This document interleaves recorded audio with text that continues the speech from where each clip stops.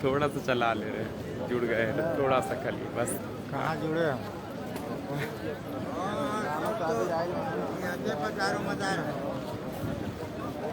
नियत अच्छा कीजिए तो अच्छा मिल जाएगा, नियत खराब कीजिए। सामने जो आप येलो कलर का घर देख रहे हैं, ये लिखा है मख्तबा मक्कतुल मुकर्रमा, यानी ये घर दरअसल सल्लल्लाहु अलैहि वसल्लम का था।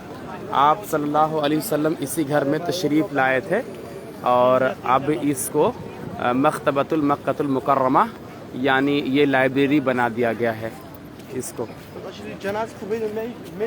ये चारों डिवाइडर देख रहे हैं, चारों तरफ डिवाइडर लगा हुआ है, green green green green circle है चारों तरफ। और उधर से यानी ये पूरा एरिया जो था हुजूर अलैहिस्सलाम जहां आप तशरीफ़ लाए थे, आप दुनिया में तशरीफ़ लाए थे, इसी घर के अंदर आप पैदा हुए थे। और यहाँ से ठीक काबा जो है एकदम सामने है काबा यहाँ से, और काबा भी सामने है और सफ़ा और मरवा भी। ये मैं अभी दिखा रहा हूँ आपको, ऐसे घूम के दिखा रहा हूँ। देखिए ये होटल की बिल्डिंग है और ये सब एरिया हरम का है।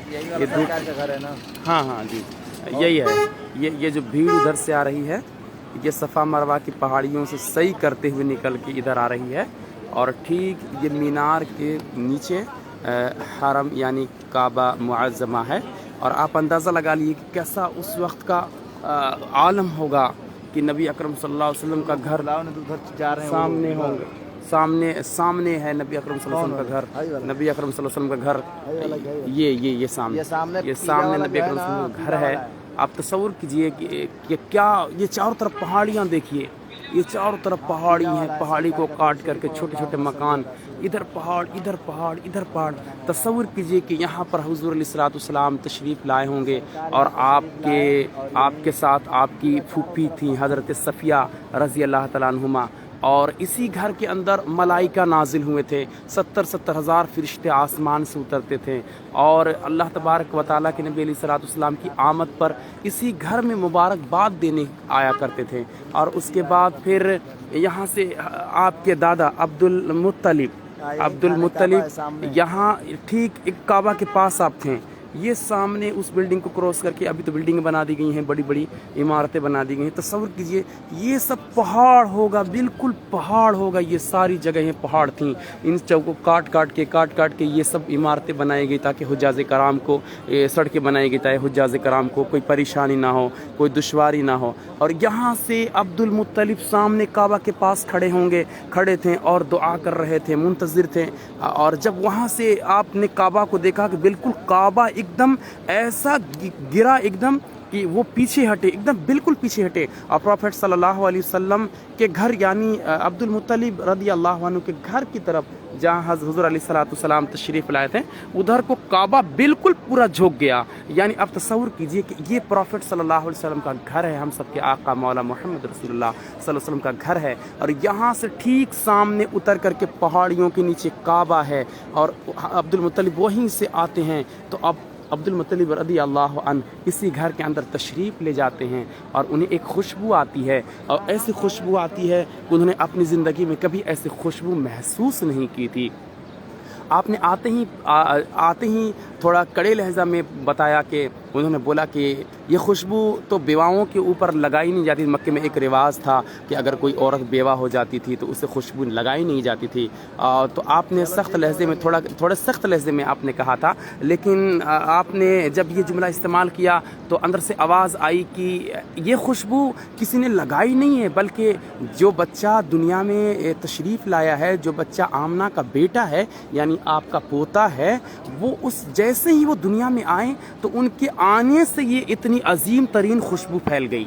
और ऐसी खुशबू कि अब्दुल मुत्तलिब कहते हैं कि मैं बड़ी तेज़ी के साथ अपने घर की तरफ गया कि कहीं आमना को बच्चे की विलादत होने वाली थी और आमना बेवाओं को खुशबू लगाना ममनू था। और हज़रत आमना ने किया कि ये खुशबू लगा लिया क्या अरब के रिवाज और सिस्टम को तोड़ दिया उन्होंने। लेकिन जब उन्हें मालूम होता है कि उनके पोते के आने के वजह कर ये खुशबू फैली हुई है, आप तसव्वुर करें, देखें अल्लाह तबारक व तआला के आखिरी महबूब اللہ تبارک و تعالیٰ کے حبیب دو عالم صلی اللہ علیہ وسلم اسی گھر میں تشریف لائے ہیں۔ مطلب میں کیسے آپ کو بتاؤں، میں اس گھر کے سامنے کھڑا ہوں۔ اللہ تبارک و تعالیٰ سے دعا ہے اللہ تعالیٰ آپ سب کو بھی مکہ اور مدینہ کا مسافر بنائے۔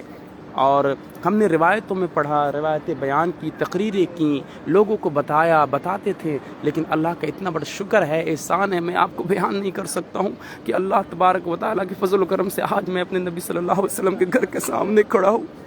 میں کیسے بتاؤں آپ کو، اللہ تعالیٰ ہماری اس عمر کو اپنی بارگاہ میں قبول منظور فرما لے۔ میں اپنے اس نبی کے گھر میں تشریف فرما ہوں کہ جس نبی کا کلمہ پڑھتا ہوں، لا الہ الا اللہ محمد رسول اللہ صلی اللہ علیہ وسلم۔ آج اللہ نے مجھے یہ سعادت دی، اس گنہگار کو یہ سعادت دی کہ آج اپنے اللہ تبارک و تعالیٰ کے نبی علیہ الصلوۃ والسلام کے گھر کے پاس ایک دم بالکل ٹھیک سامنے کھڑا ہوں۔ اور یہ جو مجمع دیکھ رہے ہیں، یہ حاجی عمرے کی شکل میں آ رہے ہیں، زائرین آ رہے ہیں، اللہ کے گھر میں نبی علیہ الصلوۃ والسلام کے شہر میں آ رہے ہیں، بڑی شان کے ساتھ سب منتظر ہے اپنے نبی اکرم صلی اللہ علیہ وسلم کے مکان کی طرف۔ آپ بھی دعا کریں، دل سے دعا کریں۔ ہم اس پروفٹ صلی اللہ علیہ وسلم کے گھر کے سامنے کھڑے ہیں کہ جب ہاتھ اٹھاتے دعا کے لیے اپنی امت کے لیے جب دنیا میں تشریف لائے، اسی گھر کے اندر آپ نے ہم امتیوں کو پکارا تھا، اور جیسے ہی دنیا میں آپ تشریف لائیں تو آپ نے کہا تھا یا اللہم ربی حب لی امتی، اے اللہ میری امت کی مغفرت فرما۔ اسی گھر سے سب سے پہلے آپ نے آتے ہی ہم گنہگاروں کو یاد کیا تھا، اللہم ربی حب لی امتی، اللہم ربی حب لی امتی، اللہم ربی حب لی امتی۔ اے اللہ میری امت کی مغفرت فرما، اے اللہ میری امت کی مغفرت فرما۔ اور ٹھیک اسی گھر سے ہم سب کے لیے نبی اکرم صلی اللہ علیہ وسلم دعا فرما رہے تھے۔ اے لوگوں، میں آپ کو کہنا چاہتا ہوں کہ آپ بھی کوشش کریں، یہ دنیا چند دن کی ہے، آپ بھی آنے کی کوشش کریں۔ دنیا میں رہ کر کے جب آپ نبی صلی اللہ علیہ وسلم کے گھر کی دیار کی طرف نہ کوچ کریں گے تو پھر کیا ہی اگر آپ کے پاس موقع میسر ہے، آپ بھی کوشش کریں، آئیں، دیکھیں شہر مکہ کو، دیکھیں شہر مکہ کیسا تھا، کیسا ہو گیا نبی اکرم صلی اللہ علیہ وسلم کی آمد سے، نبی اکرم ابراہیم علیہ نبی علیہ السلام کی کاوشوں سے، ان کی محنتوں سے، نبی اکرم صلی اللہ علیہ وسلم کی دعاؤں سے۔ اسی گھر سے جب آپ مکہ المکرمہ کی طرف نکلے تھے، آپ کے ساتھ حضرت عمار بن یاسر تھے، آپ کے ساتھ دیگر اور صحابہ کرام تھے۔ جب آپ کعبے کی طرف سب سے شروع میں آپ نے چند صحابہ کرام کے ساتھ یہ ٹھیک سامنے کعبے کی طرف بڑھے، دروازے پر کعبے کے، اور انہوں نے عزم مصمم کیا کہ آج میں کعبہ کے اندر داخل ہو کر کے نماز پڑھاؤں گا۔ تو ٹھیک کعبہ کے سامنے حضرت امیر حمزہ رضی اللہ تعالیٰ عنہ وہاں پر کھڑے تھے، اور باہر ابو جہل اور عتبہ بن شیبہ یہ سب وہیں پر تھے۔ لیکن حضور علیہ الصلوۃ والسلام نے چاہا کہ میں کعبے کے اندر جاؤں، تو آپ کی چچی حضرت ہندہ اس وقت اسلام قبول نہیں کی تھی، وہ بھی کعبے کے اندر تھیں، اور آپ کے چچا حضرت ابو سفیان وہ بھی کعبے کے اندر ہی تھے، لیکن انہیں ان نہیں کرنے دیا گیا۔ پروفٹ صلی اللہ علیہ وسلم کو ان لوگوں نے روک دیا کہ ہم آپ کو کعبے کے اندر نہیں آنے دیں گے۔ ٹھیک کعبے کی داہنی طرف جس طرف جہاں دروازے پر حجرہ اسود اور اس کے بغل میں رکن یمنی ہے، وہیں پر حضرت امیر حمزہ کی آواز آئی تھی، کون کہتا ہے کہ میرا بھتیجا جھوٹا ہے، اور کس کی اتنی جرت کہ جو میرے بھتیجے کو کعبے کے اندر جانے سے روک دے؟ ہم ایمان لاتے ہیں لا الہ الا اللہ محمد رسول اللہ۔ اور حضرت امیر حمزہ رضی اللہ تعالیٰ عنہ نے آگے بڑھ کر کے نبی اکرم صلی اللہ علیہ وسلم کو کعبہ کے اندر داخل ہونے کے لیے کہا تھا۔ اب تصور کریں کیا منظر ہوگا، صحابہ کرام کا مجمع ہوگا، یہاں سے حضور نکلتے ہوں گے، سبحان اللہ، اپنے اس مکان سے نکلتے ہوں گے اللہ کے دین کے لیے، اپنی امت کے لیے۔ کیا درد ہوگا۔ یا اللہ عز و جل تیرا شکر احسان ہے کہ اتنا پیارا حبیب، اتنا پیارا پیغمبر، اتنا پیارا رسول ہم سب کو عطا فرما کر کے کتنا عظیم احسان کیا۔ جب حضور علیہ الصلوۃ والسلام کا وصال بکمال ہوا تو اللہ کے نبی علیہ الصلوۃ والسلام نے فرمایا یا رب اللہم ربی حب لی امتی۔ جب آپ دنیا میں تشریف لائے اسی گھر کے اندر تو اس وقت بھی آپ نے فرمایا یا رب اللہم ربی حب لی امتی، یا رب اللہم ربی حب لی امتی۔ اور جب آپ کا وصال ہونے لگا تو اس وقت بھی آپ نے فرمایا یا رب اللہم ربی حب لی امتی۔ ہم عمرہ کے لیے آئے ہوئے ہیں، آپ سب بھی دعا کریں میرے لیے کہ اللہ تبارک و تعالیٰ میری اس عمرے کو قبول فرمائے، اور کل قیامت کے روز حضور علیہ الصلوۃ والسلام کی شفاعت ہمیں نصیب فرمائے، اور اللہ تبارک و تعالیٰ آپ سب کی بھی نیک خواہشاتوں پر نظر رحمت فرمائے۔ اللہ تبارک و تعالیٰ آپ سب کو بھی عمرے کی سعادت سے فیض یاب عطا فرمائے۔ دیکھیں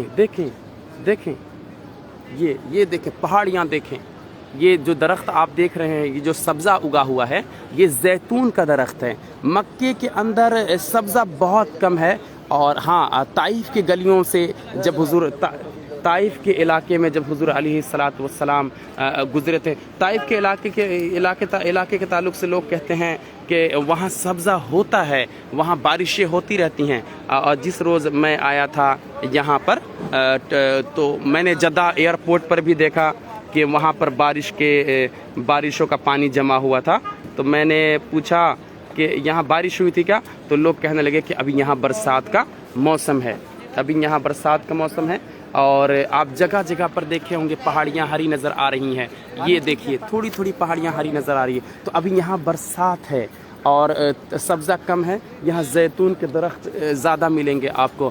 قرآن پاک میں اللہ تبارک و تعالیٰ نے فرمایا بھی وَالتِّینِ وَالزَّیتُونِ وَطُورِ سِینِینَ وَھَٰذَا الْبَلَدِ الْأَمِینِ، جس چیز کا قرآن میں اللہ نے ذکر فرمایا ہے، قسم اس رب کعبہ کی جس کے قبضے قدرت میں میری جان ہے، صبح قیامت تک وہ چیز نہ کبھی ضائع ہوگی۔ جس چیز کے بارے میں اللہ نے فرما دیا اور اللہ کے رسول صلی اللہ علیہ وسلم نے فرما دیا، وہ کبھی چیز ختم نہیں ہو سکتی ہے۔ میں نے ان وادیوں میں دیکھا کہ زیتون بڑی کثرت کے ساتھ ہے، ان کے پھل، ان کے تیل، یہاں کے کھانے میں زیتون کا تیل، اور وہ بھی بہت مفید ہے۔ اچھا، اور دوسری چیز کی ادھر میں زیتون ہے اور بہت کم دوسرے پودے ہیں، نہ کے برابر۔ ہاں کھجور جگہ جگہ پر ہے، لیکن زیادہ تر کھجور مدینۃ المنورہ میں۔ انشاءاللہ دعا کریں کہ میں مدینۃ المنورہ جلد حاضر ہو جاؤں اللہ کے نبی علیہ الصلوۃ والسلام کے دیار میں، کیونکہ اب جیسے جیسے عمرہ کر رہا ہوں، طواف کر رہا ہوں، سعی کر رہا ہوں، اپنے نبی کی یاد سے بےتاب ہو رہا ہوں کہ ان قریب میں اپنے حضور علیہ الصلوۃ والسلام کے دیار میں حاضر ہوں۔ میرا بھی جی بہت بے قرار ہے کہ میں اپنے سرکار کی بارگاہ میں حاضر ہوں۔ آپ سب کے لیے بھی دعا کروں گا، آپ سب بھی میرے لیے دعا فرمائیں۔ السلام علیکم ورحمۃ اللہ وبرکاتہ۔